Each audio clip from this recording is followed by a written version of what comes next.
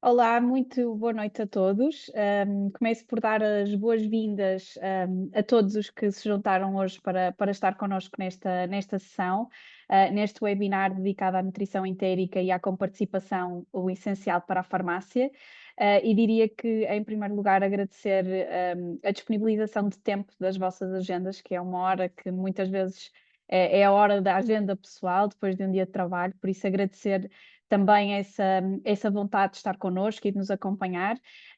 E hoje, para além de vos agradecer a vocês, enquanto farmacêuticos, técnicos de farmácia que estão connosco, também agradecer aqui à doutora Diana Alexandre, que nos irá acompanhar. A doutora Diana Alexandre é nutricionista, especialista em nutrição clínica, com uma enorme e vasta experiência na área, cerca de 18 anos no IPO de Lisboa, e agora há cerca de 2 na Fundação Champalimau, por isso irá ter a oportunidade de hoje partilhar muitos conhecimentos e tirar muitas dúvidas certamente que existem desse lado, e por isso irá poder falar sobre a nutrição entérica e tudo o que será necessário saber neste doente que está com uma sonda ou que está com uma PEG, e portanto será aqui um elemento-chave para nos acompanhar hoje. E também agradecer à minha colega, a Joana Martins, que é a gestora das marcas que, no fundo, oferecem soluções para estes pacientes, com as marcas IsoSource e NovaSource, que também teremos hoje a oportunidade de conhecer com a Joana, com um segmento e uma parte totalmente dedicada precisamente à apresentação das soluções mais específicas da Nestlé Health Science. Dizer-vos que hoje este tempo dedicado a vocês foi pensado precisamente porque a Nestlé Health Science, alinhada com aquilo que são também os padrões e os valores da Nestlé, como empresa líder mundialmente a nível da saúde, da nutrição e do bem-estar, realmente trabalhamos todos os dias para impulsionar vidas mais saudáveis, e este é o nosso propósito e é também, eu diria, a nossa missão. E efetivamente, se existe aqui um panorama que se aproxima, que será efetivamente diferenciador para os utentes, no sentido em que passam a ter um acesso mais universal e de alguma forma mais equitativo, seria importante cumprirmos com esta mesma missão de realmente trazer conhecimento, trazer momentos de partilha e trazer momentos de esclarecimento de dúvidas, de situações que certamente vocês terão vivenciado muitas vezes ao balcão, mas que certamente serão ainda mais comuns a partir de agora. E por isso mesmo sentimos essa necessidade de responder a este momento. E, no fundo, dedicar aqui um espaço para falarmos deste tema tão atual. Da minha parte, deixei-me para o último e gostava de me apresentar também. Irei, no fundo, partilhar aqui algumas ideias iniciais convosco sobre este tema. Eu sou a Mafalda Calhas, trabalho no Departamento Médico da Nestlé Health Science Portugal, e acompanharei-vos agora durante a primeira parte, uma primeira parte dedicada um pouco à contextualização, falar-vos um pouco sobre a nutrição como um direito humano que é, a nutrição, mas também os cuidados nutricionais, e no fundo é super importante nós nunca nos esquecermos que efetivamente ao dia de hoje, muitas vezes, apesar de sabermos que existem a desnutrição por déficit e a desnutrição por excesso, fala-se ou falava-se até agora muitas mais vezes na desnutrição por excesso, portanto uma malnutrição. Efetivamente, o que vimos hoje cá falar é um foco naquela que é uma má nutrição por déficit. E ela pode acontecer sempre que eu costumo comparar sempre a uma balança e os dois pratos estão desequilibrados. As minhas necessidades estão aumentadas naquela fase da vida, devido a uma doença, devido a um tratamento que estou a fazer, devido ao envelhecimento que estou a enfrentar. Mas, por outro lado, aquilo que eu estou a ingerir e aquilo que eu estou a oferecer ao meu organismo não está a ser suficiente para suprir essas necessidades. E, portanto, a balança fica desequilibrada e começam a haver manifestações, começam a haver sinais também de alerta, e nós vamos acompanhar certamente alguns deles. E, portanto, a desnutrição caracteriza-se por uma síndrome e por uma condição pluricarencial, que no fundo existem aqui déficits a nível dos macronutrientes, portanto das proteínas, dos hidratos de carbono e dos lípidos, mas também marcada por uma deficiência em micronutrientes, e muitas vezes estes acabam por ser minorados ou acabam por passar mais despercebidos. Portanto, no fundo, acaba por ser uma síndrome e um problema bastante complexo, e como nós estamos a ver, pluricarencial, e portanto também existe aqui exige uma abordagem, também ela personalizada e também ela mais dedicada. Acho que se hoje estamos aqui, importa nós falarmos da desnutrição como um problema de saúde pública em Portugal e, portanto, conhecermos qual é que é a fotografia que existe ao dia de hoje em Portugal. E o que é facto é que ela tem uma elevada prevalência, e tem uma elevada prevalência, como vocês já estão a ver, em diferentes settings e em todos os settings. Nós começaríamos por aqui tirar a fotografia às residências geriátricas, e efetivamente as pessoas que estão inseridas em residências geriátricas têm uma prevalência de desnutrição que se estima à volta dos 44%, e a nível hospitalar estima-se que possa rondar os 30%. Estes são dados efetivamente nacionais, estes relativamente ao contexto hospitalar muito recentes, publicados o ano passado no relatório anual do Programa Nacional para a Alimentação Saudável, gerido pela DGS, e, portanto, cada vez mais começamos a perceber qual é que é a dinâmica, qual é que é a prevalência e qual é que é o ponto de situação em Portugal. O que é facto é que falarmos em prevalências de 44%, de 30%, é realmente impactante, mas torna-se muito mais impactante quando tentamos traduzir isto para números reais e efetivos, e tentamos fazer aqui um exercício que de alguma forma pudesse traduzir aquilo que é efetivamente este problema de saúde pública massivo. E é um problema que pode afetar cerca de 670 mil idosos em Portugal. E como vocês veem em diferentes settings, eu foquei-me há pouco em falar das residências geriátricas e dos hospitais, mas o que é facto é que ela também está na comunidade e está muito na comunidade, até porque este doente é um doente móvel, um doente que tanto está no hospital como depois regressa à comunidade, como pode voltar com os reingressos e muitas vezes reingressos devidos precisamente ao problema da desnutrição que não é totalmente revertido e, portanto, leva a reingressos hospitalares. Muitas vezes também são pessoas que estão no hospital e depois passam e transitam periodicamente para uma residência geriátrica e só depois voltam para a comunidade. Mas um ponto é certo, é que efetivamente a farmácia acaba sempre por ser aqui um elo e um ponto de contacto para estas pessoas, sempre que estão na comunidade, sempre que estão nas residências geriátricas e, portanto, vocês são aqui um pilar também importante neste contacto, nesta identificação, nesta monitorização e neste auxílio que pode ser prestado tanto na identificação como depois ao longo dos tratamentos nutricionais. Dizer-vos que a desnutrição nós já percebemos que é um problema prevalente, mas para além de ser um problema prevalente e de um problema de saúde pública grave, é um problema que nós sabemos e que cada vez mais existe evidência robusta e sólida sobre o impacto significativo que tem. Impacto esse que pode ser medido em diferentes dimensões. Eu começaria por aquela que provavelmente nos preocupa mais e que certamente nós, enquanto profissionais de saúde, pensamos, mas certamente muitos de nós também seremos cuidadores simultaneamente e, portanto, também é uma preocupação partilhada. E eu destacaria exatamente o declínio funcional que se traduz muitas vezes na incapacidade destas pessoas irem autonomamente às compras e voltarem porque já se desequilibram, pela dificuldade que têm em subir escadas, pela dificuldade que podem ter, por exemplo, em arrumar um cesto de roupa num armário com umas prateleiras mais altas, com a dificuldade que podem ter em transportar um saco de lixo e, portanto, isto impacta as atividades diárias, impacta a qualidade de vida e reduz a autonomia. Mas poderíamos focar noutro eixo muito importante, um eixo que tem a ver com o abrir passo e o abrir oportunidade para o desenvolvimento de outras complicações, complicações essas que são severas e que são danosas, nomeadamente o desenvolvimento de feridas, o desenvolvimento de úlceras de pressão, se forem sujeitos a cirurgia, que por si só constitui uma agressão, uma dificuldade franca para reverter e para enfrentar este período pós-operatório. E por último, mas não menos importante, uma sobrecarga absolutamente gigante sob o ponto de vista financeiro para o doente, mas também para o Estado.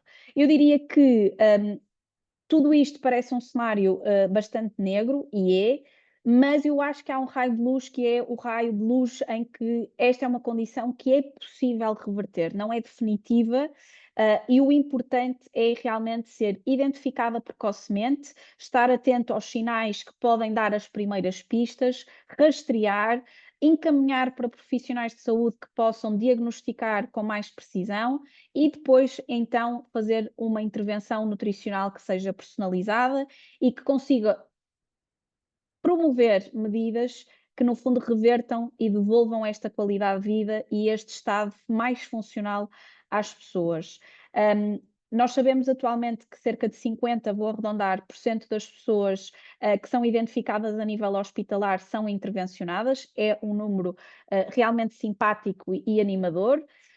E dizer-vos que é animador ao ponto de, e é uma temática tão importante que é mensurável, e realmente o ano passado houve um reconhecimento por parte da Organização Mundial de Saúde, em conjunto com a ESPAN, que é a organização que no fundo tutela e lidera muita discussão sobre a desnutrição e sobre a forma como gerir todos os temas associados à nutrição e ao metabolismo.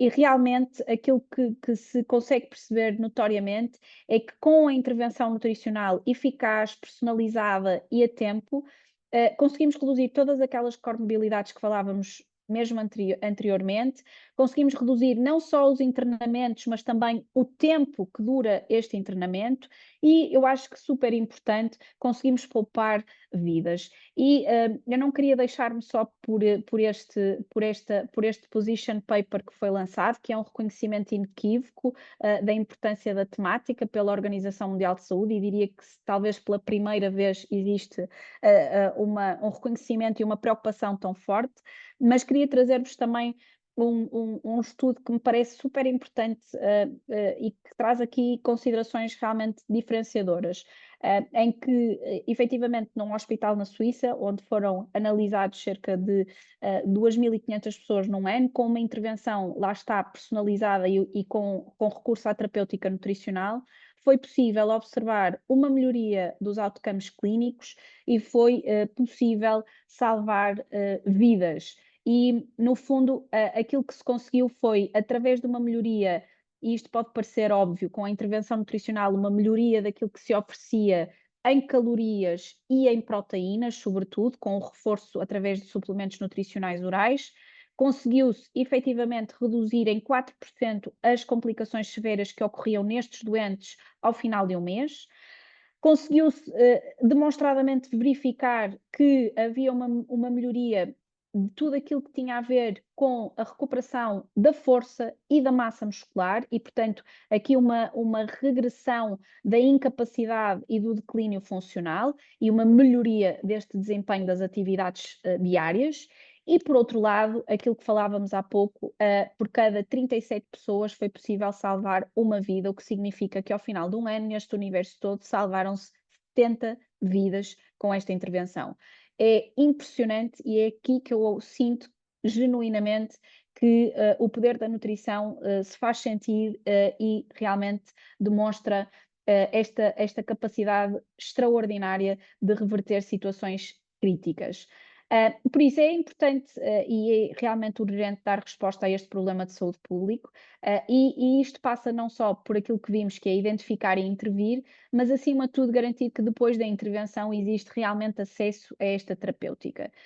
E efetivamente eu trago esta fotografia porque realmente acho que é bastante notória, uma figura bastante verde, em que efetivamente a grande parte dos países europeus reconhecia efetivamente a nutrição com um papel transformador, como acabamos de ver, e haviam aqui poucos países, poucos mercados em que efetivamente não existia ainda esse apoio e esse reconhecimento. Felizmente, a partir deste ano, viu-se um reconhecimento sério que se traduziu na publicação de uma portaria que no fundo define um regime excepcional de comparticipação para a nutrição entérica e que no fundo traz aqui algumas guidance em relação àquilo que poderá ser esperado. Efetivamente, começam a haver sinais para estes doentes que estão no SNS, sobretudo através destas especialidades da medicina interna, da oncologia, da gastroenterologia, da endocrinologia e da pediatria, começarem a dar aqui um tratamento mais personalizado e privilegiar os acessos esses que serão através da farmácia comunitária e, portanto, passar a ter aqui, portanto, tanto as soluções modulares em pó, tanto as soluções entéricas para administrar por sonda, por PEG, também elas contempladas, e num futuro os suplementos nutricionais orais também abarcados nesta medida.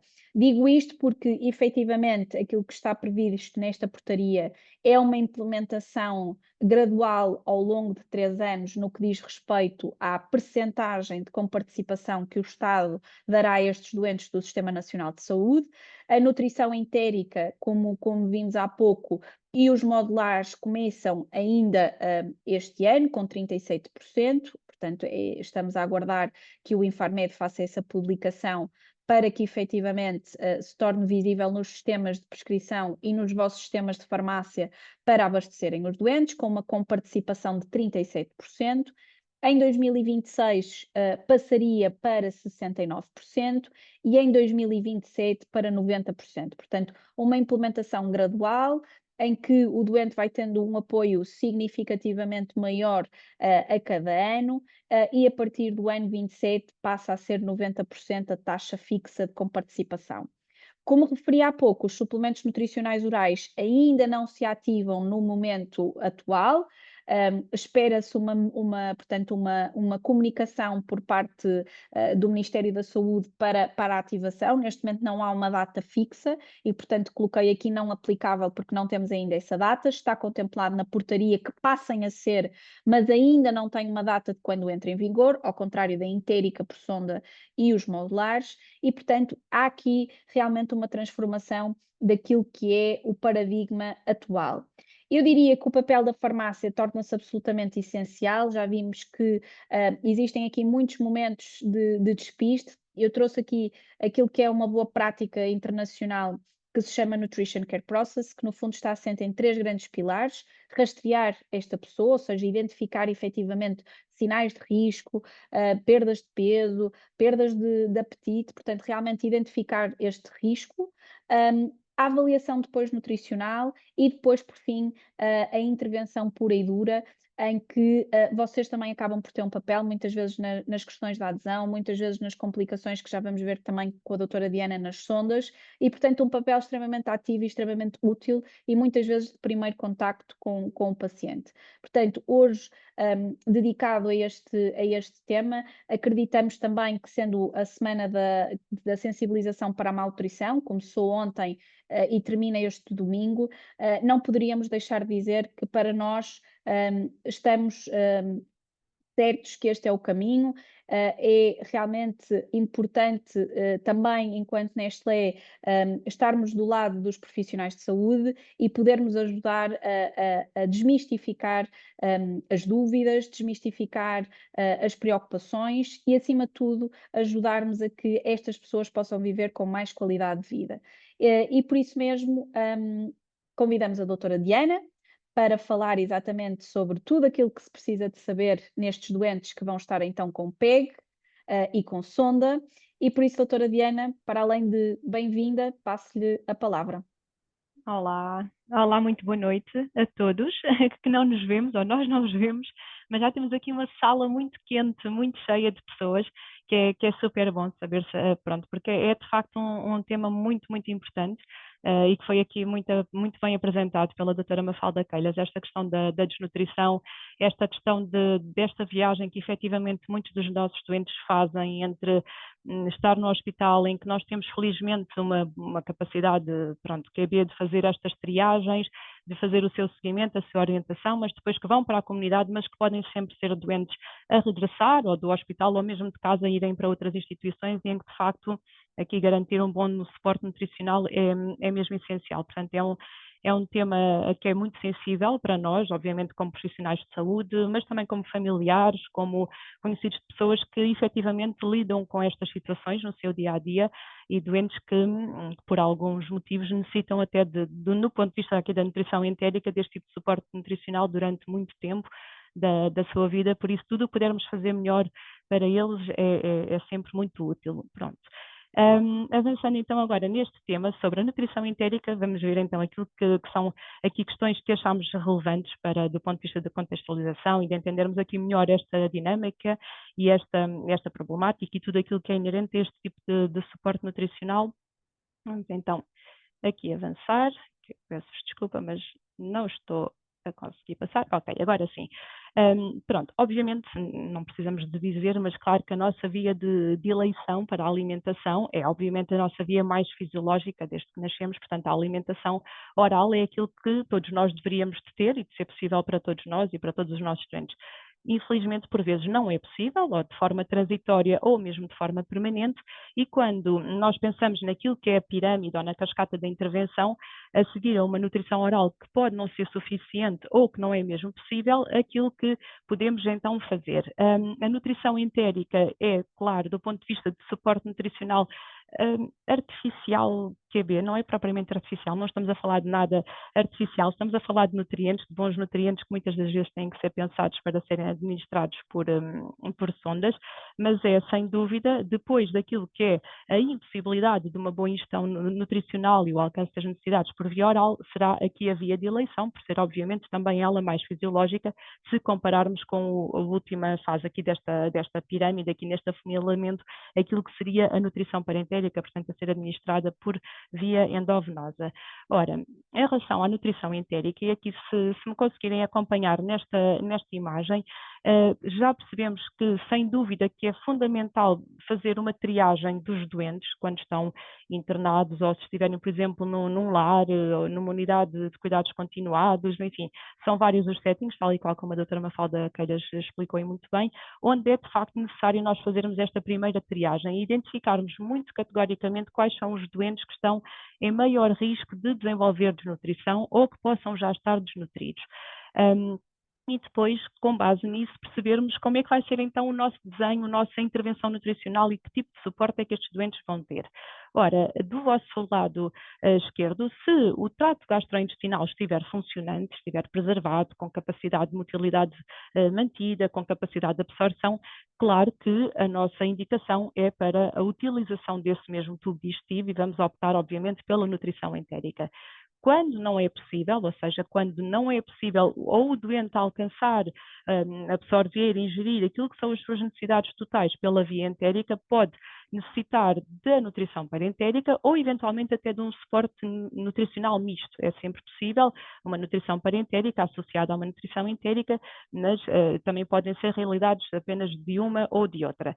Ora, se o doente tem então aptidão e o tubo digestivo funcionante para poder ter um suporte nutricional por via entérica, temos que perceber se a via entérica aqui vamos considerar como a via que é tudo o que é entérico, em que vai haver utilização do tubo digestivo. Portanto, vamos considerar também a alimentação por via oral. Depois vamos pensar mais à frente, e é aquilo que nós vamos abordar agora nesta formação, aquilo que é nutrição entérica, mas mais a ser administrada por sonda, por via de uma sonda nasogástrica, de uma PEG ou de outro tipo de dispositivo, como já vamos ver. Ora, existem ou não limitações na ingestão por via oral? Se sim, se houver de alguma maneira algum comprometimento da via oral que possa ser, ou seja, expectável existir pelo menos por mais do que 3 dias, ou se o doente conseguir atingir 50% das suas necessidades durante uma semana, pode então haver necessidade de seguirmos para uma destas fases. Aqui um destaque muito importante para a população sénior, e como nós sabemos, felizmente vivemos cada vez mais, isso significa que de alguma maneira também podemos viver com mais comorbilidades, com mais doenças, tal e qual como a doutora Mafalda Queiras me apresentou e que eu agradeço também a apresentação. Eu trabalhei muitos anos no IPO e continuo a trabalhar sobretudo com população oncológica, mas também com doentes do foro neurológico, ou seja, há aqui várias situações clínicas em que, de alguma maneira, ou dada a altura do percurso da doença, o doente pode necessitar efetivamente de uma nutrição entérica. Mas isto para dizer o quê? Que no âmbito destas doenças e mesmo no cancro, nós, como vivemos mais, também temos mais oportunidade, salvo seja, de termos mais doenças. Portanto, temos muitos doentes oncológicos, séniores, com idade já superior a 65 anos, acima dos 70 anos, em que nós sabemos que há toda uma fragilidade associada, portanto, a depleção de massa muscular é muito mais evidente, tudo faz parte do processo natural do envelhecimento e depois associado a uma doença aguda, ou, por exemplo, um síndrome neurológico em que há muita degradação, há um metabolismo muito exacerbado, pode ser de facto muito difícil para esta população mais idosa e doente de conseguir atingir as suas necessidades nutricionais pela via mais convencional ou mais fisiológica, aqui a via oral. Portanto, tudo isto tem que ser acautelado e tem que ser avaliado. Se não houver, ou seja, se houver a possibilidade da ingestão oral, mas com alguma fragilidade, podemos então ter que necessitar de alguma modificação da dieta que é oferecida ao doente. Portanto, a fortificação da alimentação per si são coisas muito simples que podemos fazer, ou seja, além disto, avaliar se o idoso ou se o doente, mesmo que não seja idoso, tem, por exemplo, algum grau de disfagia, alguma dificuldade em engolir, por exemplo, em deglutir alguns alimentos sólidos. E nesse contexto, então, não podemos, por exemplo, pensar num plano nutricional que inclua alimentação sólida, vamos optar por alimentos mais cremosos, mais pastosos, uma sopa fortificada, uma sopa, por exemplo, enriquecida com carne ou com peixe, ou com ovo, ou, além disso, também acrescentar os tais suplementos nutricionais orais, por exemplo, os modulares, estamos a falar de concentrados, como sabem tão bem, que os têm nas vossas farmácias, um suplemento modular de proteína em pó, ou de estrinomaltose, enfim, são várias as opções. Podemos então, ainda além da frutificação da dieta, necessitar de incluir algum tipo de suplemento nutricional oral, claro que aqui os modulares já fazem parte desta gama, mas podemos ainda pensar naquilo que são as soluções mais completas, hipercalóricas, hiperproteicas, em formatos líquidos, em formatos de pudim, portanto são várias as possibilidades, tudo isto para que para tentarmos que os nossos utentes, os nossos doentes atinjam aquilo que são as suas necessidades nutricionais. Ora, apesar de tudo, mesmo com estas estratégias todas que temos ao nosso dispor, mesmo assim às vezes não é possível conseguirmos chegar lá. E pode haver, de facto, então a necessidade de uma intubação nasogástrica ou de profilaticamente colocar uma pega ao doente, por exemplo, quando já se prevê que, apesar de tudo, esta incapacidade de alcançar as necessidades nutricionais se vai manter ao longo do tempo. E então aí chegamos à necessidade expressa da nutrição entérica, mas através de um tube feeding ou de uma sonda, como já vamos ver.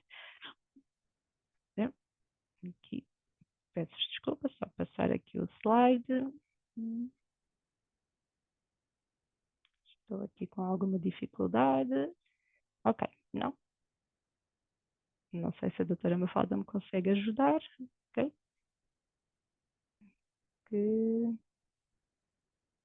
Acho que saí do modo de tela cheia. Desculpem. Bem, doutora Mafalda, se conseguir... Não estão a ver? Não. Eu peço desculpa. Ok, estamos a voltar ao início. Sim? Estão a ver agora? Eu acho que se vê.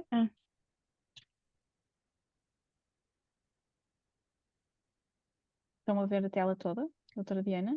Sim, sim. Sim, eu vejo a tela, sim. Agora... É só o Penso slide que anterior.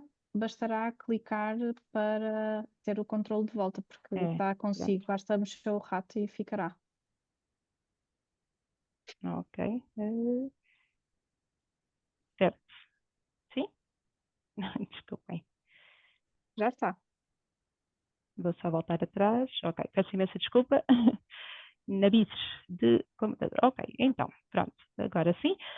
Então, quando não é possível a alimentação por via oral, a quem então é que se destina a nutrição entérica por sonda? Ora, a doentes que obviamente não sejam capazes de ingerir qualquer tipo de alimento por via oral ou que sejam incapazes de atingir as suas necessidades nutricionais por esta mesma via na sua totalidade, mas que obviamente têm que ter um trato gastrointestinal ou um tubo digestivo funcionante. A nutrição entérica, claro que nestas situações vai então requerer a colocação de uma sonda no trato gastrointestinal. Eu peço desculpa que não cliquei em nada, mas estamos a ter outra vez. Ok, o mesmo problema. Sim, muito bem. E então, aquilo, em termos de, se pensarmos aqui num agrupamento de situações clínicas ou de doenças em que maioritariamente nós vemos doentes a necessitar deste tipo de dispositivos ou de sondas para a sua nutrição. As doenças neurológicas, por exemplo, aquelas que têm de facto uma grande possibilidade de afetar a deglutição, tumores obstrutivos, por exemplo, imaginem um crescimento de um tumor a nível do esófago, ou por exemplo aqueles tumores muito grandes a nível da cabeça e pescoço, que de alguma maneira causam uma disfagia muito importante, ou mesmo uma barreira mecânica à entrada ou à capacidade de deglutição habitual, doentes com caquexia oncológica, okay? A caquexia neoplásica ou oncológica é um estado muito, muito, muito grave de desnutrição, em que efetivamente, com toda a fragilidade associada, perda de peso mesmo muito importante, perda de reservas de massa muscular, de gordura, num estado inflamatório muito exacerbado, por vezes pode mesmo até ser necessário a nutrição entérica para colmatar as necessidades nutricionais destes doentes muito frágeis e muito desnutridos. Em situações de doença pulmonar, obstrutiva crónica, doença cardíaca, aqui obviamente estamos a falar de formas já mais complicadas destas doenças, ou então em situações em que há de facto alguma malabsorção, quer associada a uma doença hepática, por exemplo, doença pancreática ou doença intestinal. Ou seja, são várias as situações em que de uma maneira ou mais permanente ou transitória podem então requerer a necessidade da nutrição entérica. Aqui em termos de de grandes entidades, a doutora Mafalda Keila já falou da ASPEN, aqui a ASPEN, a Associação Americana, também nos dizem, obviamente as duas, que a nutrição entérica é indicada então a doentes que tenham o trato gastrointestinal funcionante e com capacidade de absorção, e como já referimos, com incapacidade total ou parcial para a obtenção dos nutrientes pela via oral e na ausência de contraindicações para a utilização desta via. Apesar de tudo, e claro que sabemos que por vezes em determinados contextos clínicos, e aqui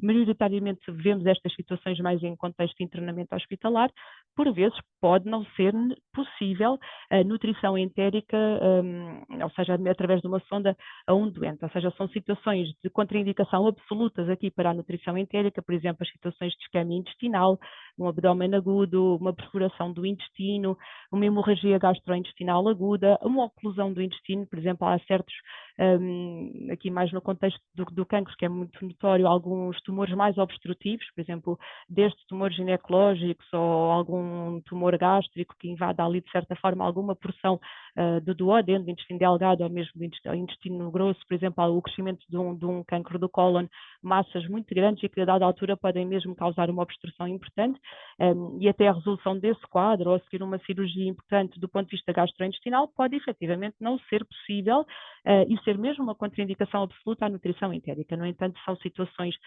pontuais, não é, que se revertem depois e serão poucas comparativamente então com a indicação para a nutrição parentérica, que será sempre a última decisão, salvo seja naquela árvore que já vos falámos, em termos de árvore de decisão. Ora, em termos de vantagens da nutrição entérica, claro que, sendo a seguir à via oral a via mais fisiológica, vai preservar, vai manter a função de barreira intestinal. Isto é fundamental, é importantíssimo, e acho que hoje em dia muitas pessoas falam nas questões do microbioma, a microbiota intestinal, um intestino bem nutrido, um indivíduo bem nutrido, claro que vai ter todas as suas vantagens, sobretudo do ponto de vista imunológico, e não nos podemos esquecer que o doente não é só doente, o doente não é só um doente com sonda, um doente, por exemplo, e desculpem aqui algum paralelismo com a doença oncológica, mas é de facto aqui uma realidade muito flagrante e também é muito da minha experiência, mas um doente, por exemplo, que esteja a fazer uma quimioterapia em que tenha a sua imunidade mais comprometida e por sua vez também tenha uma necessidade de uma nutrição por sonda, por exemplo, se essa nutrição for muito bem conseguida, nós vamos nutrir bem aquele intestino. Um intestino bem nutrido é também preservar a nossa maior barreira em termos imunológicos, é a nossa maior barreira de proteção. Portanto, não queremos que haja proliferação bacteriana e tudo isto, esta preservação da função da barreira intestinal é muitas vezes também, obviamente, garantida com a nutrição entérica por sonda, quando ela é bem planeada e bem conseguida. Portanto, aqui estamos obviamente a falar da preservação da função imunológica, que também vai, por sua vez, tornar o doente mais eficiente naquilo que é o combate, por exemplo, a uma infecção, ou mesmo prevenir o risco de uma infecção muito generalizada, aqui o caso de uma sepsis, que é uma situação que pode ser muito grave. Vai também permitir a redução da colonização por micro-organismos patogénicos, portanto isto acaba por estar tudo muito interligado. É uma forma de continuarmos a garantir que existe todo o movimento normal do trato gastrointestinal, portanto mantemos o estímulo do peristaltismo, conseguimos manter aquilo que é a função digestiva, toda a ação enzimática e tudo aquilo que diz respeito à digestão, à absorção, de forma normal. Tem também, obviamente, um custo inferior ao da nutrição parentérica. E aqui, como já percebemos, é um tema muito sensível e felizmente agora já temos assim alguma luz ao fundo do túnel, aqui com uma fase de evolução gradual naquilo que será a comparticipação, mas efetivamente até à data o que estava a acontecer é que, e como sabem, o custo destes produtos tem algum significado importante ao nível da economia de uma família ou de um doente e, portanto, mas mesmo assim, comparando o custo de uma nutrição entérica versus de uma parentérica, já para não falar de todos os outros riscos infecciosos e seja lá associado à nutrição parentérica, ainda assim o da entérica também pode ser significativo, mas é sempre inferior. Portanto, são estas as várias vantagens da nutrição entérica. No entanto, claro que, como tudo, podemos também ter algumas complicações associadas a este tipo de suporte nutricional. Algumas complicações, por exemplo, complicações mecânicas, coisas como, por exemplo, uma obstrução de uma sonda, com um bom manuseamento, com bons cuidados, com uma boa hidratação, e já vamos ver mais à frente, é possível de prevenir, obviamente, estas obstruções ou esta complicação associada aqui à obstrução do dispositivo, sobretudo se houver uma correta opção naquilo que é a formulação nutricional a ser oferecida, mas já vamos ver também mais à frente. Por exemplo, uma colocação incorreta da sonda é uma coisa que se nota imediatamente se a sonda não for colocada no tubo digestivo. Por exemplo, estou a pensar numa intubação nasogástrica, é algo que se corrige imediatamente. Haver uma perfuração, pronto, é algo que não acontece com muita regularidade, felizmente, mas é sempre uma complicação mecânica associada. Uma pneumonia por aspiração também pode acontecer. Depois, complicações mais do foro infeccioso, a contaminação bacteriana da fórmula é complexo, ou seja, é difícil isto acontecer, sobretudo se o doente estiver a ser nutrido com uma formulação segura, fechada, ou seja, uma fórmula comercial, digamos assim, acaba por oferecer uma segurança adicional, mas também esse tópico já iremos então falar um pouco mais à frente. Complicações gastrointestinais podem sempre surgir, sobretudo quando é aquela fase de arranque do suporte nutricional, uma diarreia, uma obstipação, uma mala absorção, distensão abdominal. São nutrientes, é o tubo digestivo a ser utilizado, podemos ter apenas que rever o tipo de fórmula, a velocidade em que aquela nutrição entérica está, por exemplo, a ser administrada. Portanto, tudo isto são complicações que são inerentes à nutrição entérica, mas como em tudo, também se corrige e também se volta atrás o que for necessário e otimiza-se então o suporte para não ter estas mesmas complicações. E, por último, complicações metabólicas, desde poder gerar, por exemplo, uma hiperglicemia, uma hiponatrémia, uma hipocaliemia, hipercalcemia, enfim, ali do ponto de vista de alguns micronutrientes, poder haver aqui algum desajuste, que também isso se corrige, otimizando o tipo de fórmula e as quantidades e tudo aquilo que tem que ser efetivamente fornecido ao doente. Ora, em termos de vias de acesso para a nutrição entérica, existem várias formas de conseguirmos fazer a introdução destes dispositivos. Obviamente isto tem que ser pensado na condição do doente, qual é o tempo que vai ser necessário este tipo de suporte nutricional, durante quanto tempo, qual é a pressão, salvo seja, do tubo digestivo que pode ser utilizada, será que podemos utilizar um acesso gástrico, será que tem que ser um acesso para lá do estômago, ou seja, um acesso pós-pilórico. Tudo isto é pensado, claro, pela equipa médica e depois, em função daquilo que é, por exemplo, o tempo e a possibilidade, ou então, de ser ou diretamente no intestino, ou então de fazermos a via mais fisiológica, que é utilizarmos o estômago como primeira porta de receber, então, os nutrientes e depois fazer todo o processo digestivo e de absorção mais distal no intestino.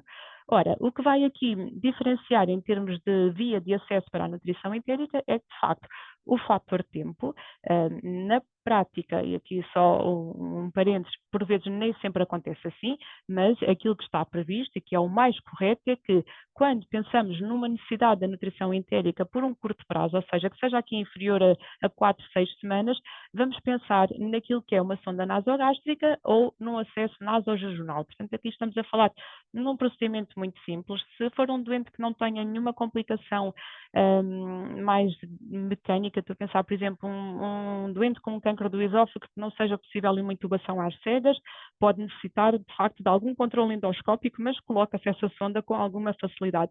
Noutro tipo de doentes, por exemplo, um doente mais do foro neurológico, do ponto de vista de tubo digestivo, não tenha qualquer complicação, qualquer enfermeiro, salvo seja, coloca diretamente esta sonda numa enfermaria de forma muito rápida, é muito fácil perceber se a sonda está bem colocada, acesso nasal, e a sonda vai diretamente à ponta da sonda, que será a ponta, ou seja, a terminação por onde vai sair, obviamente, a nutrição, ou fica no estômago, ou fica mais à frente, então, por exemplo, nesta porção do intestino delgado, no jejum. Quando falamos de acesso a uma necessidade de nutrição entérica mais prolongada, que pode ser permanente ou temporária, mas que ultrapasse as 6 semanas, vamos pensar numa gastrostomia endoscópica percutânea, por exemplo, uma designada PEG, ou um dispositivo que é colocado também da mesma forma, ou seja, por via endoscópica. Estamos a falar de fazer isto de forma muito rápida numa sala de técnicas da gastro, não é necessariamente um procedimento cirúrgico, é uma técnica mais simples, pode ser uma PEG colocada no estômago, ou uma PEG colocada então no jejuno, ou então uma ostomia cirúrgica. Portanto, aqui, por exemplo, em alguma cirurgia em que antecipadamente já se vai perceber que o doente vai necessitar da nutrição entérica durante algum período de tempo, ainda no procedimento cirúrgico, bloco operatório, os médicos, os cirurgiões deixam logo este acesso colocado. Portanto, são aqui as várias possibilidades, aqui com o fator tempo a determinar cada uma delas. Até porque em termos de conforto, se pensarmos, e aqui se calhar mais as situações neurológicas, nós temos doentes que vivem anos em casa com a sua PEG, neste caso, pronto, sendo uma questão neurológica que à partida não interfira com a possibilidade de utilização do estômago e de fazer todo o processo digestivo normal, tem normalmente as PEGs, que acabam por ser ainda preferíveis às PEGs, obviamente, mas têm estes dispositivos durante anos, com uma boa manutenção do seu estado nutricional, portanto, são situações de facto, por vezes, muito duradouras. Noutros doentes em que não seja um para sempre, mas que seja algo longo, posso dar aqui, por exemplo, um exemplo de uma colocação profilática de uma PEG num doente com tumor da cabeça e pescoço, por exemplo, que vá fazer um tratamento prolongado de quimioterapia e radioterapia e que vai necessitar durante 2, 3 meses deste dispositivo. Portanto, ultrapassa aquelas 4 a 6 semanas, é muito mais confortável para o doente, é algo que não se vê. Nós temos que pensar, uma coisa é uma pessoa que está numa unidade de cuidados continuados ou que está num lar e se calhar acaba por ficar mais confinada àquele espaço, outra coisa são os nossos doentes de ambulatório, que qualquer pessoa, qualquer doente destes anda na rua perfeitamente autónomo e ninguém sabe que debaixo da sua roupa, de forma mais ou menos confortável, está então o tal dispositivo, a PEG colocada, e que é por aí que a doente se alimenta. A sonda nasogástrica colocada no nariz é obviamente uma possibilidade, no entanto, durante muito tempo vai trazer também algum desconforto, aqui alguma irritação, alguma ferida na asa do nariz, ou seja, são várias situações, mesmo o estigma social de andar na rua com aquele dispositivo, porque se vê, pronto, e tudo isto também obviamente é pensado, tendo em conta o doente, a sua situação social, a sua vida de relação, e são questões também importantes a ter em consideração. Ora, em termos de formas de administração da nutrição entérica, vamos então pensar, temos o dispositivo colocado, como é que esta alimentação, não é alimentação, neste caso, esta nutrição vai ser ou deve ser oferecida ao nosso doente. Temos várias hipóteses. Vamos começar aqui temos estes símbolos que acabam por ilustrar muito facilmente como é que esta administração é feita.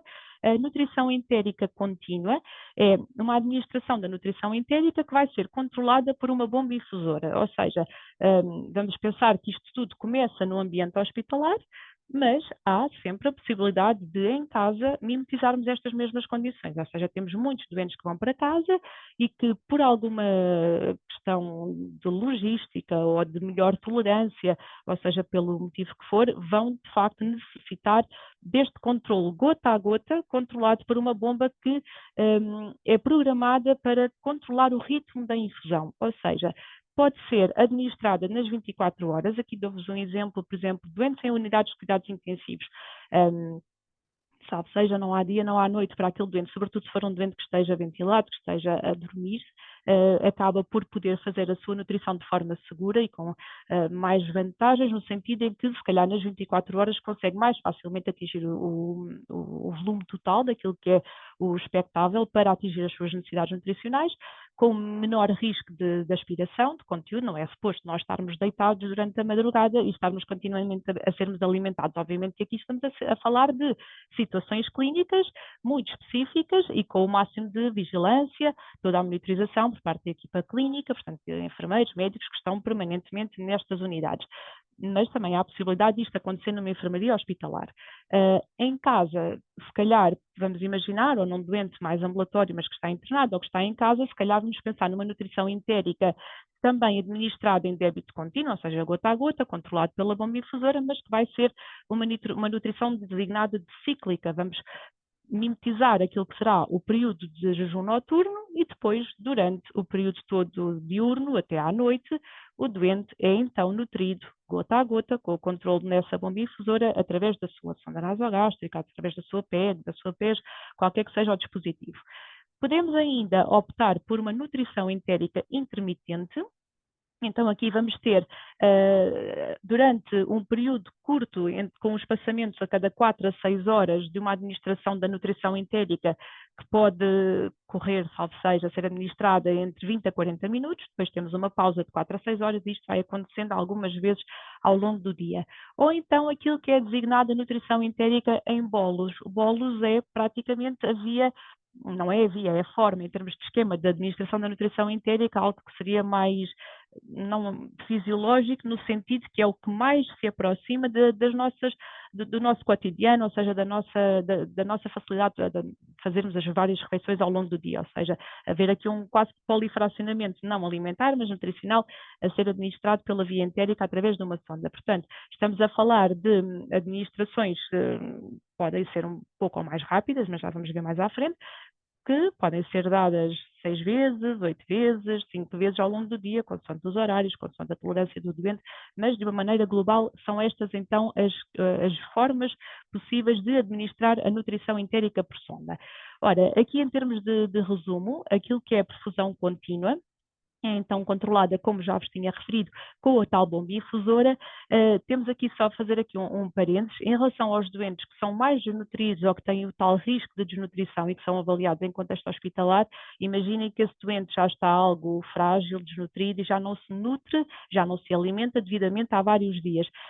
Há sempre algum risco associado em instituir o suporte nutricional máximo logo nas primeiras horas ou no primeiro dia. Então nós vamos pensar que, em termos de target para aquilo que é atingir o volume total, vamos pensar nas 24 a 48 horas, podendo em indivíduos mais desnutridos poder estender-se eventualmente às 72 horas. Mas, então, isto prevê que haja uma evolução gradual destes mesmos ritmos de infusão. Portanto, a bomba é controlada por uma determinada velocidade ou um determinado ritmo e depois, a cada 8 a 12 horas, se houver tolerância, o que é isto de haver tolerância por parte do doente? É o doente não ter estase gástrico, ou seja, não ter conteúdo no estômago, não ter náuseas, não ter vômitos, não ter uma diarreia, que não seja, obviamente, que seja associada à nutrição entérica. Claro, temos também outros fatores que têm que ser considerados, mas pronto, se houver então estabilidade clínica por parte do doente, uma boa resposta, uma boa tolerância à nutrição entérica, vamos aumentando sistematicamente estes volumes até atingir aquilo que é um volume ideal para conseguirmos alcançar as necessidades nutricionais do doente.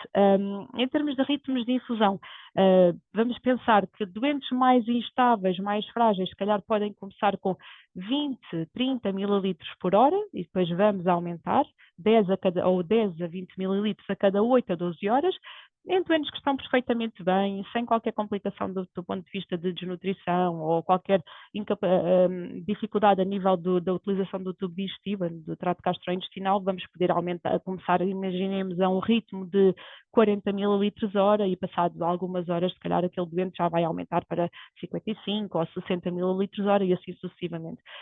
Não há propriamente um valor máximo, digamos que aqui um valor de 120 mililitros hora pode ser assim uma velocidade de infusão já bastante intensa, mas que alguns doentes ainda assim conseguem tolerar, mas depois já vamos perceber mais à frente que há uma possibilidade grande do ponto de vista das várias opções que a nutrição entérica, que as fórmulas comerciais de nutrição entérica oferecem, de nós podermos otimizar tudo isto, mas isso então já vamos ver.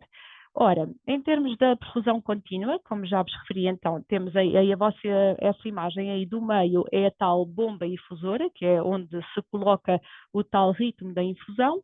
Depois é necessário um sistema universal, que vai ser adaptado à bomba e, por sua vez, vai ser adaptado depois ao dispositivo que está diretamente no doente, seja ele uma PEG, seja uma sonda nasogástrica, nasojejunal.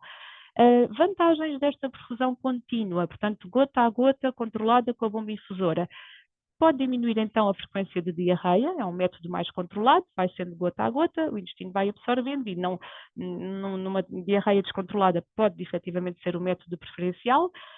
Se houver náusea por parte do doente e vômitos, pode então também reduzir o risco de vômitos, melhorar a absorção dos nutrientes, porque é uma forma muito controlada, vai chegando gota a gota ao intestino e isso também de alguma maneira facilita a absorção. E, obviamente, com este controle, esta monitorização com uma bomba, temos também esta facilidade na monitorização. Temos, no entanto, também algumas desvantagens associadas a este método. Por um lado, por estarmos continuamente a fornecer nutrientes ao doente, vai poder estimular o aumento prolongado do pH intragástrico e, com isso, aumentar aqui o risco de colonização bacteriana. Ou seja, nós também não fomos propriamente feitos para estarmos constantemente a ser nutridos nas 24 horas, ou em 18 horas, ou em 16 horas que seja. No entanto, em algumas situações, e com o controle e a monitorização óbvios que já foram referidos, por vezes é mesmo necessário. Pode também aumentar aqui o risco de aspiração silenciosa de conteúdo nutricional, e daí a necessidade de nós percebermos efetivamente a condição clínica do doente, a monitorização, em que contexto é que este doente se encontra. Por exemplo, coisas tão simples como se o doente está a ser nutrido em contínuo, sempre sem interrupção, praticamente, algo como, por exemplo, a posição em que o doente está, se estiver mais acamado e se for um doente mais dependente, a elevação da cabeceira da cama, por exemplo, são coisas tão simples quanto estas que podem, de certa forma, prevenir a aspiração, depois também perceber se o intestino funciona, entre trocas de bolsas perceber se há muito conteúdo no estômago, ou seja, há sempre formas, obviamente, de verificarmos a tolerância a esta administração contínua da nutrição entérica e prevenir aquilo que pode ser uma desvantagem deste método. Em relação ao método de bolos, portanto, aquele que de certa forma imita aquilo que são as nossas refeições ditas normais, ou seja, o fracionamento alimentar, neste caso nutricional, em várias refeições ou bolos diários, vai ser algo mais simples em termos de necessidade de dispositivos. O doente vai necessitar apenas de uma seringa básica de alimentação, aquelas seringas de ponta larga que se ajustam, conectam-se diretamente à sonda. Aqui só dizer que é algo muito simples de ser feito. Estas sondas, seja uma sonda nasogástrica, portanto com a exteriorização aqui saída pelo nariz, ou uma PEG diretamente colocada no estômago, ou uma PEG diretamente colocada no intestino, o que vão ter na ponta é uma tampa. Por exemplo, no caso das PEGs, há alguns dispositivos que além da tampa têm um travão, e aquilo que se pretende é a nutrição é a fórmula, vamos imaginar que temos então a bolsa de nutrição entérica, é colocado, por exemplo, num copo, imaginemos que é um volume de 250 mililitros. Esse volume é colocado num copo, depois com a seringa, puxamos o êmbolo da seringa, trazemos a nutrição entérica connosco, com a seringa, e a PEG, ou a sonda nasogástrica, está clampada, ou seja, está fechada para evitar entradas de ar e também algum retrocesso de alguma coisa, que a partir desta hora, se o doente vai ser alimentado ou se vai ser nutrido, não é suposto haver conteúdo. Mas depois, se for a tal PEG com o travão ainda tem dupla proteção, trava-se, tira-se a tampinha, conecta-se então esta seringa de alimentação e depois sim, infunde-se. É algo muito mais simples, mas também isto tem que ser considerado, sobretudo quando o doente vai para o ambulatório. Coisas tão simples como, imaginem um doente idoso que o seu cuidador até pode ser a mulher, que também é idosa, que pode ter alguma fragilidade, e por vezes é tão simples como não tem outros apoios em casa e não tem força suficiente para empurrar o êmbolo de uma seringa. Às vezes é algo tão simples, mas que pode impossibilitar este método de uma nutrição entérica por bolos. Ou então termos que, na organização da ida do doente para casa, além de pensarmos o esquema da nutrição entérica e atingir as necessidades e vermos qual é o tipo de fórmula a adquirir, perceber se este doente, por exemplo, vai necessitar de algum apoio da comunidade, ou seja, algo a nível dos cuidados do centro de saúde, alguma equipa de suporte, de cuidados domiciliários, que possa, por exemplo, garantir a sua permanência na casa do doente na hora das refeições, porque às vezes pode ser tão simples como não terem força para empurrar o êmbolo de uma seringa. Ultrapassada essa dificuldade também pode surgir. É um método efetivamente muito fisiológico, muito tranquilo, e aqui é então aqui uma possibilidade de fornecer a alimentação, ou neste caso, peço desculpa, a nutrição entérica. Em termos de vantagens aqui dos bolos, vai então, ao contrário do débito contínuo, vai diminuir o pH gástrico durante a pausa entre as refeições e isso obviamente vai então reduzir a colonização bacteriana e o risco de infecções. E também, de alguma maneira, vai reduzir o risco da tal pneumonia por aspiração silenciosa de conteúdo nutricional que poderia acontecer no outro método. Em relação aqui aos bolos, portanto, esta administração da nutrição entérica com a seringa, também esta deve ser planeada no sentido de irmos aumentando gradualmente as quantidades. Tudo isto vai depender da tolerância do doente, da sua condição clínica, da capacidade de reservatório do estômago. Há doentes que toleram volumes incríveis de 500 mililitros por refeição. Há outros que, se calhar, com 150, 200 mililitros já começam a sentir algum enfartamento. Então, temos que tentar perceber, será que temos que espaçar um pouco mais estas ditas refeições ou estes bolos ao longo do dia? Será que temos que reduzir a quantidade? Será que temos que administrar um pouquinho mais devagar? Porque apesar de ser conectado à seringa, não vamos fazer estes flush, ou seja, empurrar o êmbolo de uma seringa muito de repente, deve ser de alguma maneira de forma mais lenta, da mesma maneira que nós, os chatos dos nutricionistas, passamos a vida em consulta, tem que comer devagar e mastigar muito bem os alimentos.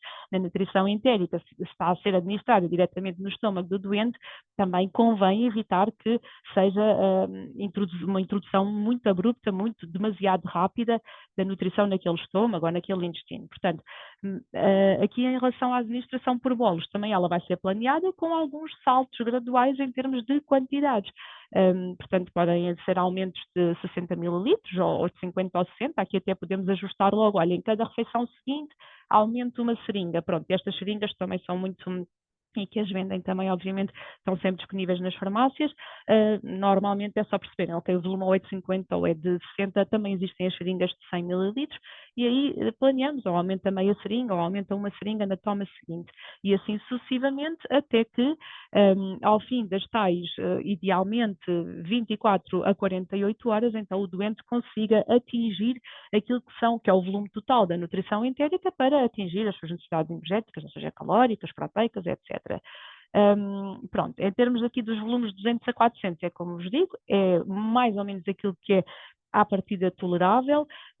Há doentes que conseguem mais, outros mais frágeis, se calhar poderão necessitar de um maior fracionamento, de volumes mais pequeninos, mas depois, obviamente, ser tudo considerado num todo, ver se é necessário algum fármaco mais procinético, ou seja, todas as outras questões, mais do ponto de vista farmacológico, também serem pensadas no sentido de conseguirmos otimizar o suporte nutricional e fazer com que o doente consiga então atingir as suas necessidades. Ou seja, quando a equipa clínica olha para o doente e tem que pensar qual é a necessidade do doente, qual é a condição e o que é o melhor para aquele doente em termos de suporte nutricional através da nutrição entérica, são várias as questões. Pensarmos na condição clínica do doente, é pensarmos, por exemplo, se é um doente que tem risco nutricional, se já está desnutrido, quais são as suas necessidades. Portanto, tudo isto deve ser, obviamente, calculado de forma individual, não faria sentido, obviamente, de outra forma. Nunca nos esquecermos, não é só energia e proteína, mas também a hidratação, que é fundamental. Pensarmos se há alguma alteração, se é um doente diabético, se é um doente que tem, por exemplo, uma hipocaliemia, ainda tem que haver alguma correção, por exemplo, do potássio ainda antes de começarmos a escalar este suporte nutricional, se tem aqui alguma alteração do ponto de vista de parâmetros bioquímicos, o estado de consciência do doente, se é um doente capaz de ter defesa, um doente autónomo e perfeitamente capaz, mas que necessita de uma nutrição entérica, vai se queixar, se está infartado vai sentir, se tem fome vai sentir, ou seja, fica com fome muito depressa, ao fim de 1 hora e meia tem fome. É sinal de que se calhar podemos otimizar numa administração da nutrição entérica por bolos, por exemplo, podemos otimizar estes volumes. Portanto, o doente é capaz de sentir tubo digestivo, trânsito intestinal, como é que tudo funciona. Um doente que não tenha esse estado de consciência ativo pode, obviamente, ser também aqui, de alguma maneira, trazer-nos alguma cautela adicional naquilo que é a instituição do suporte nutricional. Então, isso depois leva-nos a pensar qual é a localização da sonda, obviamente, se está no estômago ou se está mais pós-pilórico, ou seja, uma sonda que já esteja no intestino. Pensarmos também, por causa disso, qual é o tipo de fórmula mais adequado para ser administrado, como é que vai ser administrado, se é uma perfusão contínua, se é bolos, e depois toda a monitorização que deve ser realizada em contexto hospitalar, noutro setting de cuidados continuados, no lar, ou então também na casa do doente, e darmos indicações muito precisas. A monitorização é fundamental. O que é que pode ser aqui um sinal de alerta, algum sinal, algum sintoma de intolerância à nutrição entérica? Náuseas e vômitos, por exemplo, numa perfusão contínua, se calhar aquele ritmo de infusão foi aumentado demasiado depressa, pode acontecer. Num sistema de bolos pode estar a ser infundido também demasiado depressa ou serem bolos demasiado grandes para o doente numa fase ainda inicial. A dor e distensão abdominal, podem surgir alterações do trânsito intestinal com obstipação e ou com diarreia e também haver estase gástrica, ou seja, haver aqui conteúdo de resíduo nutricional no estômago. Deve ser sempre avaliada esta possibilidade de presença de estase gástrica. No início deve ser avaliada idealmente a cada 4 horas. Aquilo que é considerado um resíduo gástrico, nem sempre a literatura é muito firme em relação à quantidade, porque, e temos também de ter noção daquilo que está a ser administrado, ou seja, se um doente inicia e foram administrados 150 ml numa única vez, numa primeira vez, numa instituição de nutrição entérica, eu não preciso ter 250 ml de estase, embora haja obviamente sempre a produção de sucos gástricos, nós não somos estanques, mas ainda assim se calhar não estou à espera de ter 250 ml de conteúdo nutricional. Pronto, portanto tudo isto tem que ser em consideração, temos que ter em consideração aquilo que já foi administrado, mas de uma maneira global, se este resíduo for igual ou superior a 250 ml após uma segunda avaliação, podemos então estar perante situações de estase gástrica. Primeira coisa a fazer, interromper a nutrição, jamais. Mas é, infelizmente, às vezes um pensamento logo, é a culpa da nutrição entérica. Não. Vamos avaliar, vamos perceber se fomos demasiado céleres naquilo que era a instituição do Sporting no seu progresso, ou seja, nos seus aumentos. Vamos perceber se, não, é isto que queremos manter, mas temos outras formas então de corrigir. Por exemplo, instituir, do ponto de vista farmacológico, um fármaco procinético, que seja ali auxiliador da motilidade gastrointestinal, do esvaziamento gástrico, e vamos então continuar a seguir, porque é de facto, e como já vimos, e mesmo a doutora Mafalda Calha explicou no início todas as vantagens, obviamente, inerentes à nutrição adequada e ao alcançar as necessidades e aquilo que se reflete ao nível da sobrevivência, da qualidade de vida e de tudo o que diz respeito ao doente e do prolongar a sua vida e de os termos efetivamente até vivos, nunca é a primeira opção interromper a nutrição. Temos sempre que perceber o que é que está a passar e o que é que pode ser otimizado.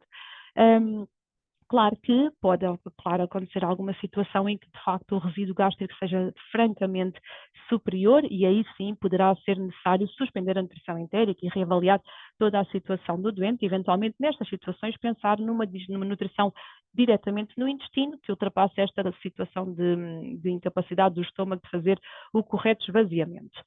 Ora, em termos de escolha da nutrição entérica, existem várias fórmulas.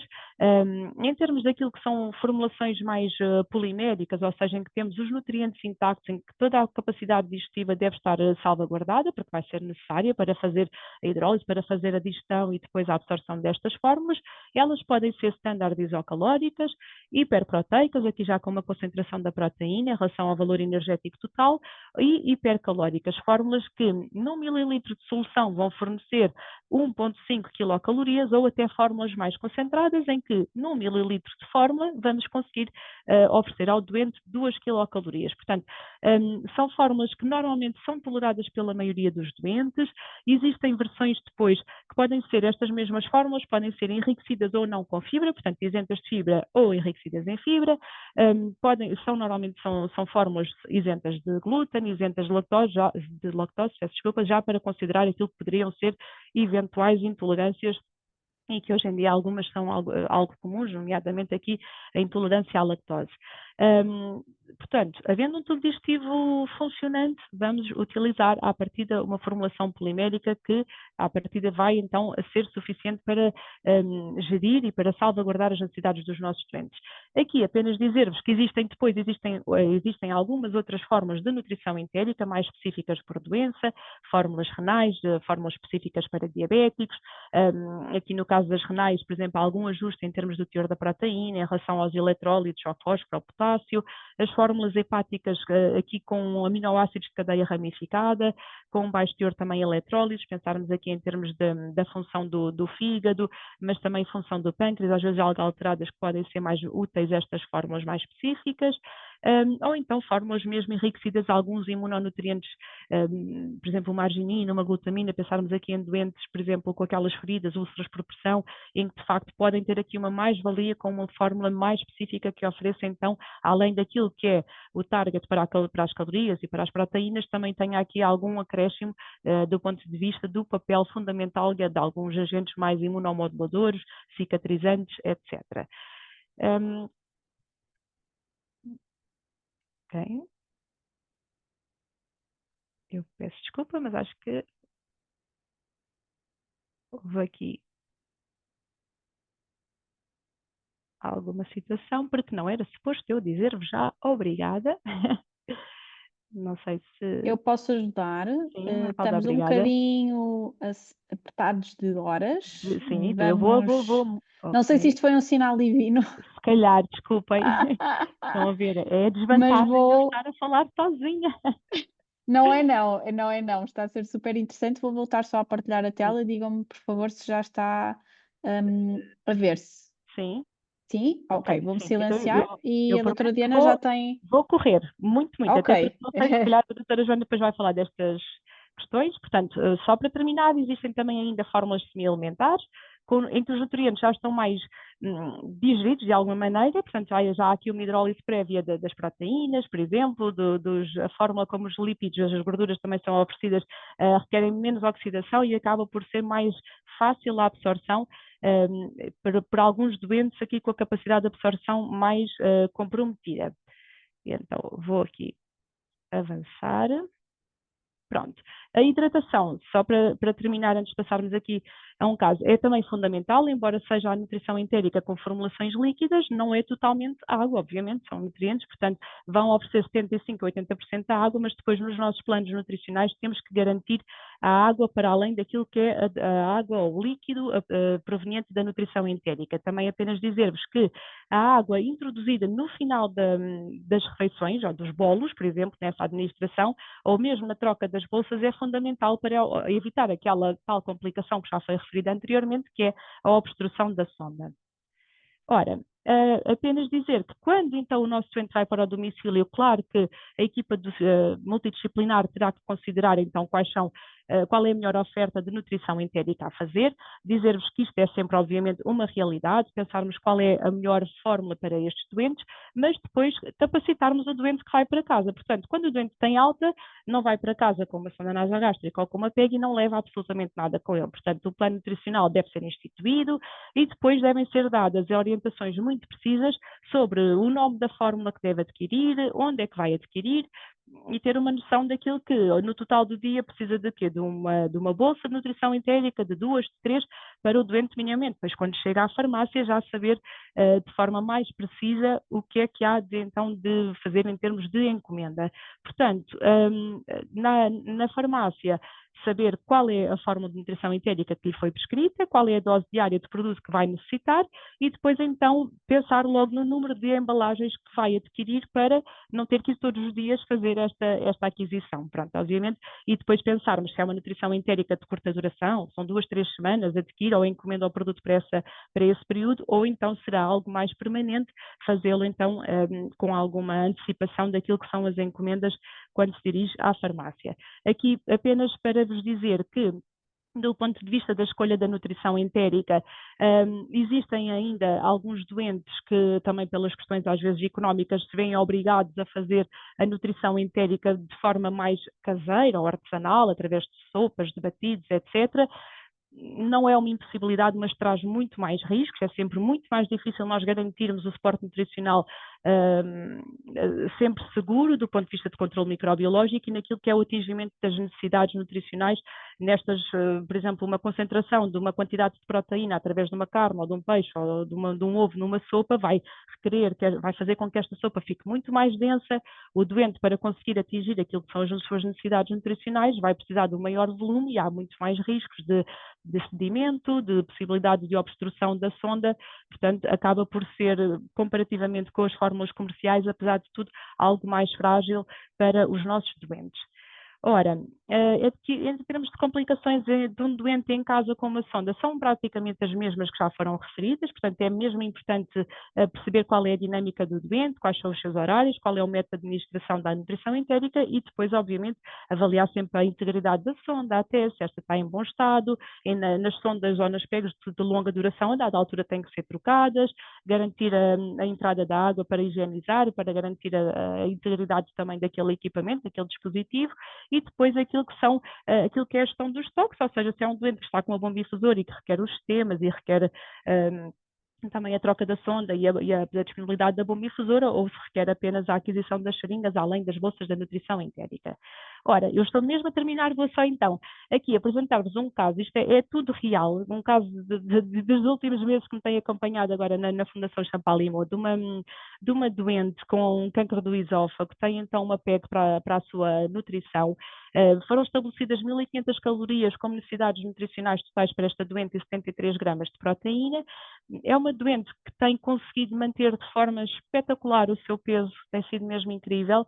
Tolerou sempre a nutrição entérica, ou seja, quando teve alta do internamento foi desenhado o plano nutricional, que era por bolos, portanto fazer as tais ditas 5 refeições ou 5 bolos, com uma fórmula comercial de nutrição entérica, e muito a pedido da doente e do marido, porque queria manter uma refeição, pelo menos, também aqui acho que um pouco a questão mais psicológica, manter uma refeição com um batido mais de alimentos artesanais.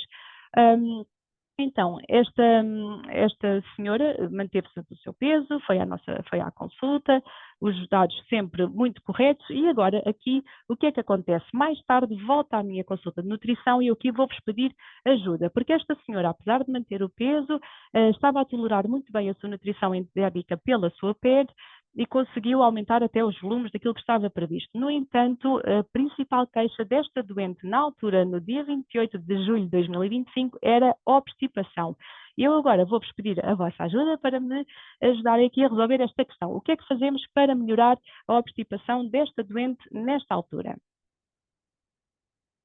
E aqui vou-vos lançar estas perguntas e agradeço que deem as vossas respostas sem qualquer problema, mesmo que tenham alguma dúvida, não fiquem inibidos, por favor.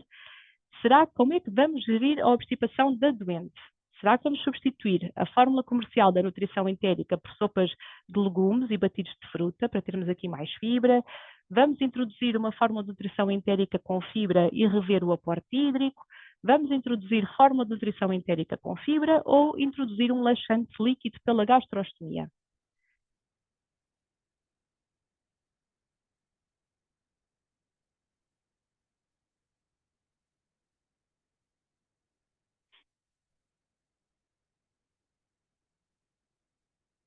Não se inibam, respondam, por favor, e já vamos ver o que é que consideram. Muito bem. Ou seja, creio que estamos aqui todos em acordo. 88% dos votantes dizem-nos que, sim senhor, introduzir uma forma de nutrição entérica com fibra e rever o aporte hídrico. Há essa possibilidade sempre, dentro daquilo que eram as fórmulas poliméricas standard, então temos a possibilidade de fornecer mais fibra também na nutrição entérica. Nunca nos podemos esquecer, se aumentamos o aporte de fibra, é fundamental ainda mais garantir um adequado aporte hídrico, portanto também podemos ver se não seria isso que estaria a falhar. E muito bem, temos então aqui muito bem respondida esta pergunta. Sem dúvida que sim, seria esta a resposta ideal. Portanto, e foi precisamente isto não foi nada combinado com esta, é um caso perfeitamente real, foi revisto o plano e passou então esta doente a fazer uma fórmula com fibra. Mais tarde, em agosto deste mesmo ano, esta doente volta à consulta de nutrição e pede um ajuste porque está a tornar-se muito complexo para esta doente conseguir fazer as 5, 6 refeições de bolos que estavam previstas inicialmente no seu plano. Quer manter, obviamente, o aporte energético global, até porque tem mantido de forma incrível o seu peso, o seu estado geral e o seu estado nutricional, mas como é que nós então podemos fazer isto? Ou seja, queremos reduzir o número de refeições, mas manter o mesmo aporte calórico. E agora agradeço novamente a vossa ajuda, vamos votar, por favor. Será que vamos substituir a fórmula atual por uma fórmula mais concentrada ou vamos substituir a fórmula comercial da nutrição entérica por uns batidos hipercalóricos, com leite gordo, com fruta, farinha de amêndoa e sopas também enriquecidas com carne, ou com pescado, ou com ovo, ou vamos aumentar o volume das refeições principais para o dobro, tentar aqui que a nossa doente atinja mais calorias nestas mesmas refeições e eliminar as refeições intermédias, ou então consideram que nenhuma das opções está correta. Vamos então aqui aguardar mais uns segundos pelas vossas respostas.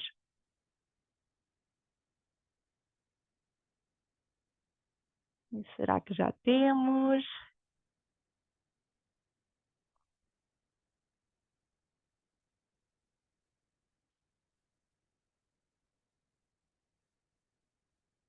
Ok, muito bem. Agora, de forma se calhar não tão consensual como na resposta anterior, aumentar o volume das refeições para o dobro, pronto, poderia ser aqui algo complexo, até em termos de capacidade do estômago para receber todo este volume.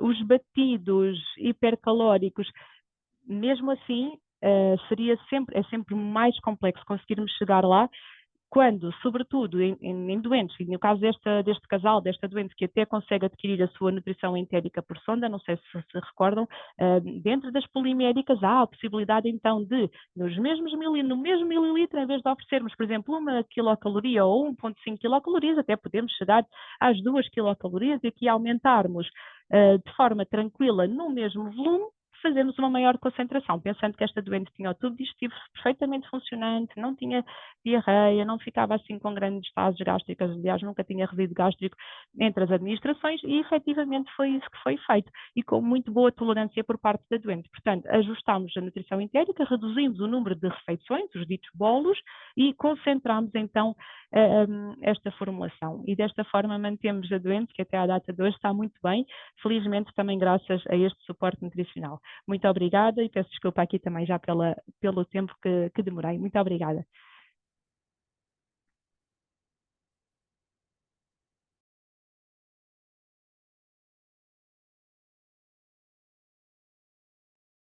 Muito obrigada, doutora Diana.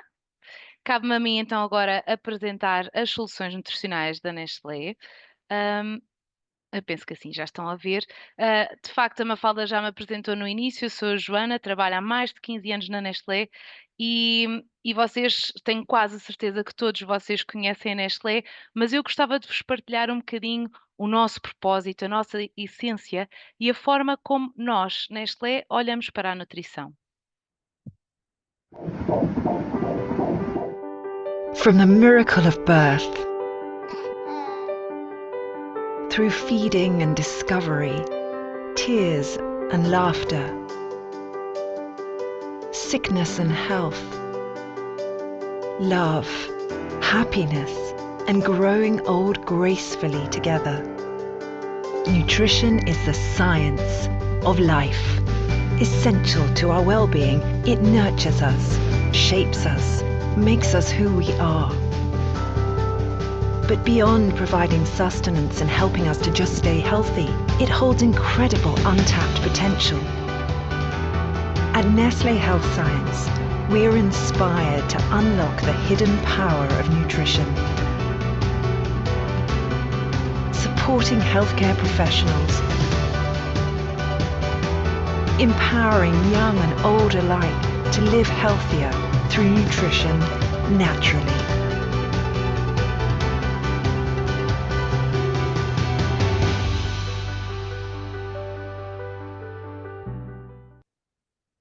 Impulsionar vidas mais saudáveis através da nutrição é aquilo que nos move.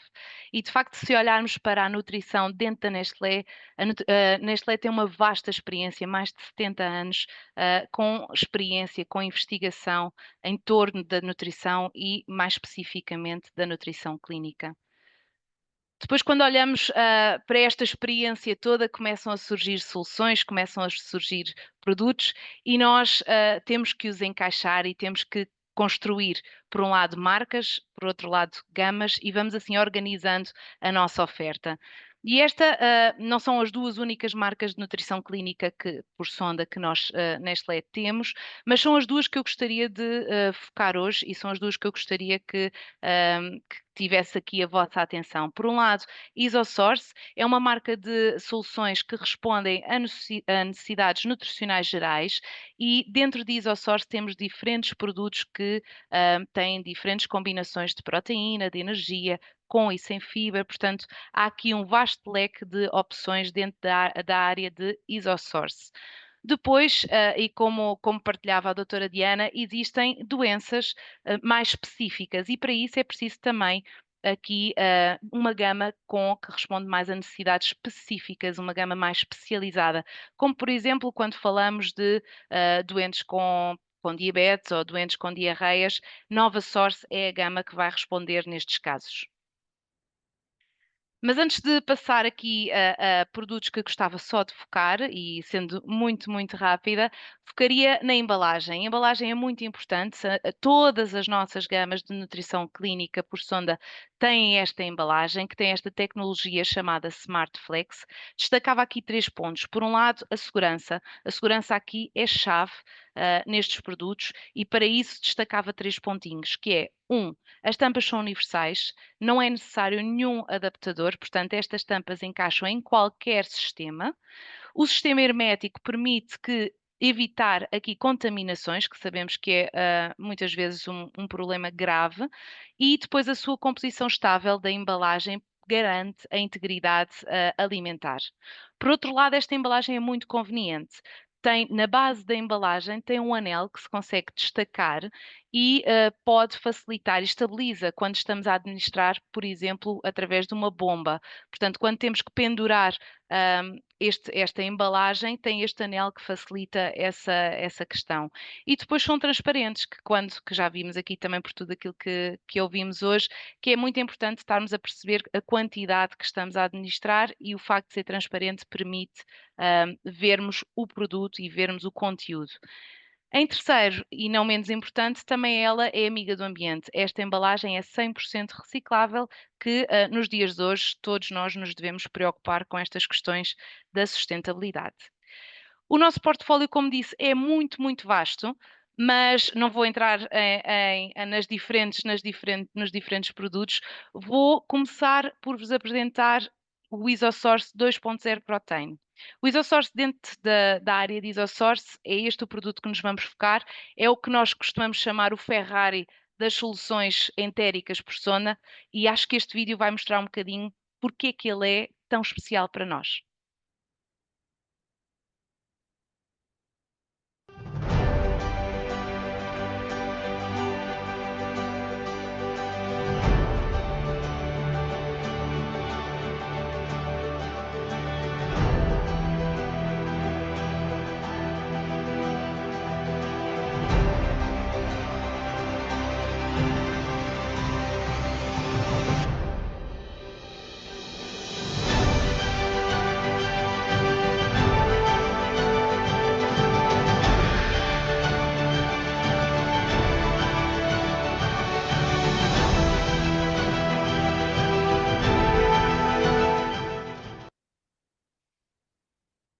Então, a doutora Diana partilhava neste último caso prático que usou IsoSource 2.0 Protein e, de facto, isto é uma solução completa, de referir que todas as nossas soluções são completas, é uma solução hiperproteica, portanto, por cada 500 ml oferece 50 gramas de proteína e 1015 quilocalorias, portanto, é hipercalórica.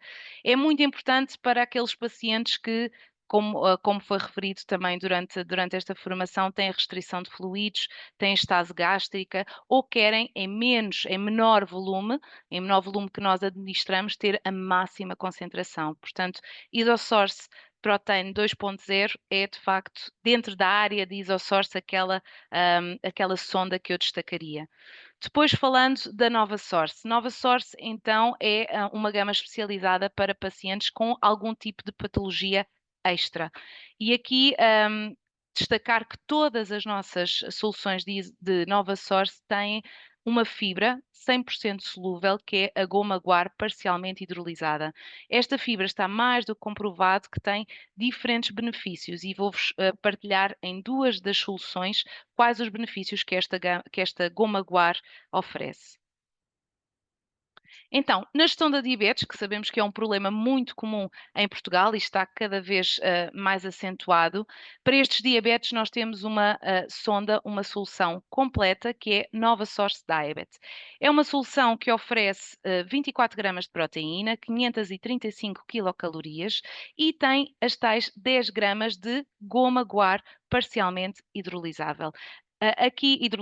Aqui a goma guar está cientificamente comprovada que é eficaz no controle da glicémia, portanto é muito, muito interessante esta solução para doentes com diabetes. De referir que não tem glúten, clinicamente isenta de lactose e também não tem frutose.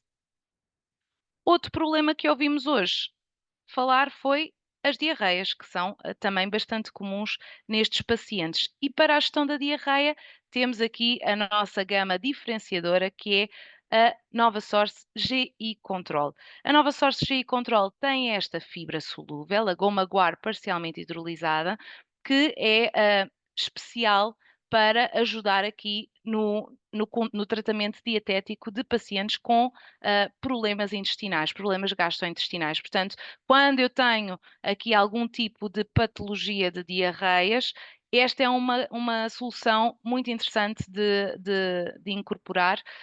Partilho convosco que tenho um tio meu com uma PEG, um tio meu que faz a vida normal, não está acabado, não está num lar, portanto, tem uma vida ativa, mas por vezes tem fases em que tem diarreia. E, portanto, quando ele está nesta fase que tem diarreia, juntamente com o seu farmacêutico ou com o seu nutricionista, trocam e então fazem esta recomendação de trocar a sua nutrição por sonda, que faz outra normalmente. Quando está nestes casos de diarreia, troca para GI Control e de facto é uma solução que resulta muito, muito bem para estes pacientes. Dizer-vos que nós temos, de facto, diversas soluções, diversos produtos e às vezes é mesmo difícil perceber a diferença entre eles. E por isso criámos este slide que ajuda um bocadinho a destacar quais as características de cada produto e para que é que eles estão mais ou menos destinados. Ou seja, dá aqui uma ajuda na recomendação, quais são os tipos de paciente ou os tipos de problema que podem aparecer na nossa farmácia e que podemos ajudar a recomendar ou a sugerir a troca da alimentação. Deixava aqui também o QR Code, que tem o acesso a todo o nosso portfólio da Nestlé, onde podem encontrar também mais características sobre as sondas. Dizer também que vamos ajudar também a preparar materiais sobre as sondas, sobre a nutrição entérica e entregar nas farmácias, porque é um tema também muito novo para nós, farmácias, portanto, vamos trabalhar este tema para estarmos mais preparados para ajudar os nossos pacientes a melhorar a qualidade de vida. Pedia agora só que, se quiserem deixar algumas perguntas no chat, nós vamos depois, não é, Mafalda, vamos depois organizar aqui as respostas, porque o tempo já urge, não é? Já são 10h30, mas se surgir aqui algumas questões, nós obviamente que recolhemos as questões, vamos preparar as respostas e enviaremos assim que possível. Não sei se, Mafalda, tens aí alguma? É isso mesmo. Acho que, antes de mais, Joana, obrigada por também teres partilhado. É sempre bom ver aqui um pouco o caminho e a jornada das diferentes soluções para cada condição clínica. E, no fundo, sinto que deu alguma resposta também aqui ao que a doutora Diana tinha exatamente apresentado nos casos, por isso foi muito bom ouvir as duas. Apesar da hora avançada, partilhar que temos aqui uma audiência firme, o que significa e demonstra que efetivamente foram muito pertinentes as vossas duas intervenções, e portanto agradeço a todos os que estiveram connosco ao longo de hoje. Nós na realidade, estamos aqui em cima da hora, mas penso que durante pelo menos 1 minuto conseguimos responder aqui a duas perguntas, portanto é 1 minuto.